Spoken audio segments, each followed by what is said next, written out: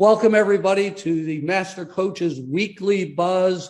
We're excited about bringing you the latest news and information and the tendencies and trends in volleyball today. Today, we have a special guest and a special show. So right away, I'm going to introduce our panel. Master Coaches Ruth Nelson, who's not on the show today, who has been a coach on 2 Division I women's teams, been a national team player, a national team coach, and is now what I call the guru of children's kids volleyball from ages 6 to 10. Next is Mick Haley. Mick Haley is a Hall of Famer, the only one of 2 coaches to win a national championship in women's volleyball at 2 different schools, and our ex-Olympic coach. And then Bob Bertucci, who has been at 3 Division I women's programs successfully, now a men's Division I coach, and is the owner of the Bob Bertucci volleyball clinics, camps for the last 41 years. And I'm Brian Gimolero.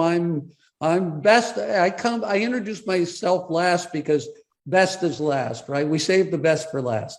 Anyway, let's go right away to Mick Haley and introduce this week's guest. Yeah, it's a real pleasure, Brian, and thank you. It's a real pleasure to bring Michael Sondheimer on today. Michael has been involved in the sports world for many, many, many years.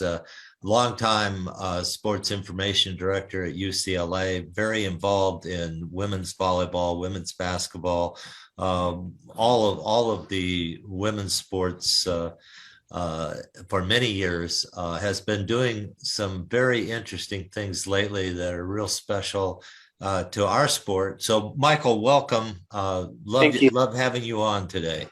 I really want to ask you a question right now. You've just come out with a new book. It's at least your second big project, and maybe more. You can correct me, but this one has a picture of Zoe Nightingale on the front of it, with a national championship ring for the Bruins and a national championship ring for the Trojans.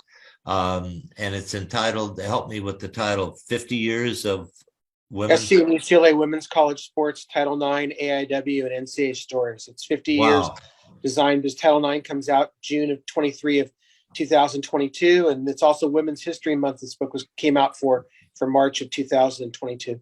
So tell me, what's the inspiration behind these things? You've written one other book that was really quite exceptional, had some good stories, and now you're coming out with this. What's the inspiration behind this? Well, this is actually book number 4 now. I started when I retired with Recruiting 101, trying to help parents navigate through the recruiting process so that coaches wouldn't take advantage of them, because I learned so much going through the process of working in college.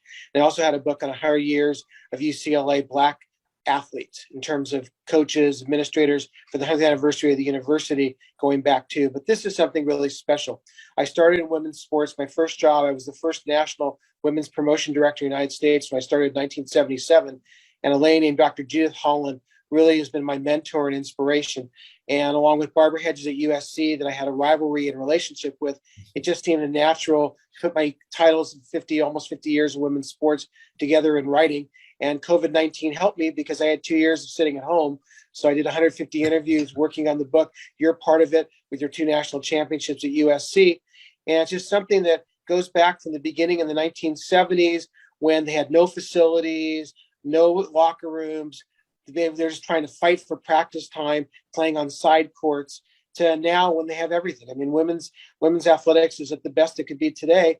The one thing that's missing, which the book highlights also, is media coverage. Less than 4% of all coverage today, if you look at a newspaper, you look at ESPN, you look at TV, is on women's sports. And that needs to change here as we go the next 50 years of Title IX. Pretty interesting. And I bet there's some pretty good stories. Do you have a few you want to share with us? Sure. I mean, even like Zoe Nightingale is a great story. It was on the cover. I was looking for something that reflected both SC and UCLA. I mean, I had Jackie Joyner Kersey, I had Cheryl Miller, as maybe the two top athletes of the 20th century and all the current stuff from 2021, 22. But I really thought of someone like Zoe Nightingale. She came to UCLA after Eddie Benikowski retired. She's a unique story because back in the 2000s, people didn't change schools very often. Coaches left, occasionally people left, as you know, going through the recruiting process, Nick, for all that. And Brian knows the same way, even Bob going through all this. And she decided to stay at UCLA after Annie Benikowski retired, came in for a new coach, Mike Seeley. As a freshman, she ended up in the celebration. UCLA won its last women's championship in 2011, which in the surprise of surprises. And a team called USC was supposed to win that year with a player named Alex Jupiter. And something happened when Illinois got hot. Michelle Bartz, who was Olympian, got hot, and then UCLA won, and then new rule came into the NCAA and play that you could actually transfer for a fifth year if you had eligibility and play a different sport. So she used 4 years at UCLA, 1 year at USC for beach, and Anna Biller wasn't sure she wanted her until she started playing for UCLA and said, maybe I can teach this person how to pass well enough. And she didn't even know Zoe was an outside hitter in high school that knew how to pass for club, and won a national championship. And the other thing that I don't think will ever be broken, there might be somebody to win too, she was all tournament in both indoors and beach. I'm not sure that will ever be done again. And so that's why she ended up on the cover. But just putting this together, the other unique story, there's a lady named Christine Zader that nobody has ever heard of. She made the winning goal in 1999. USC had a club water polo program. It was before the NCAA started in 2001. And they played 5 overtimes with Stanford. She made the winning goal. What people don't know, her father, Irvin Zader, played for Hungary back in the 1956 Olympics, right after Russia. And this is what's pertinent with Ukraine being invaded by Russia today. Russia had invaded Hungary back in 1956, and they had to play in the Olympic semifinals. And the Russians didn't like having to play the Hungarians. He ended up bloodied all over the place, all over the water, but made the winning goal. And Hungary ended up winning the gold medal over the Russians in 56. And it was amazing when she got to hug her dad after she won the championship for USC. And that was just an incredible story because I related to what's happening today. And just, as a father, a proud father, daughter, and, being a dad, being a grandfather, it's just amazing relationships to have. And that story just sticks out to me because of just what it meant in the sport of water polo. You're not exaggerating that game, that the pool was actually red with blood. It was red from blood. Yeah, exactly. Amazing story back then. Yeah. One of the greatest sports stories ever. Do you know the position that her father played? Was he the goalie? No, he was a 2-meter hole person. So he was basically getting hacked the whole match, and he scored 2 of the 4 goals. Back then it was lower scoring. And he actually, the other aspect of the story people know about, he wanted to play in the gold medal match, and the doctors back then refused to let him play because of all the stitches and everything that happened to him. Medicine wasn't what it was, obviously, in the 1950s as it is, now 70 plus years later. But he had to sit out, but the team Hungary won the gold medal. And like I said, that goes back in its history. And Christine told me when she came back for alumni matches, USC had recruited some Hungarian players, and she was like royalty. All they wanted to do was talk about her dad and what happened. And she's gone back to Hungary and was royalty back there. And, the other thing that's weird about her, what she does now for a living, she owns a gun shooting range. She's one of the top people in the United States in regular shooting. And that's what she inherited from the dad. The dad had a gun range, and the dad had a pool and a club, and she inherited the gun range. Her brother's running the pool. So the goalie on that team was a volleyball player, and he had both arms broken. And to this day, when he played to block, his arms didn't go straight up; they went out because both arms were broken when he was playing water polo. So pretty rough sport. The guys told me about him when they went to Europe to play. And the book has so much more than just SC and UCLA. It's got a whole history of how women's sports started in the 1970s, how the AIW became into the NCAA, and what Judy Holland and Barbara Hedges did to really help all these schools. The SEC, for example, which is a power in women's sports, wouldn't have been anything without all the stuff that USC and UCLA did, and Title IX going in and requiring schools to have scholarships and women's programs. So they said, well, if we're going to have it, we might as well win at it. And that's what the SEC put together. But it's from what Judy Holland and Barbara Hedges started. And from Texas, a rival named Donna Lopiano, who's never really accepted the NCAA, is still fighting the NCAA today, doing it. So she'll be interviewed all over the place for Title IX for 50 years.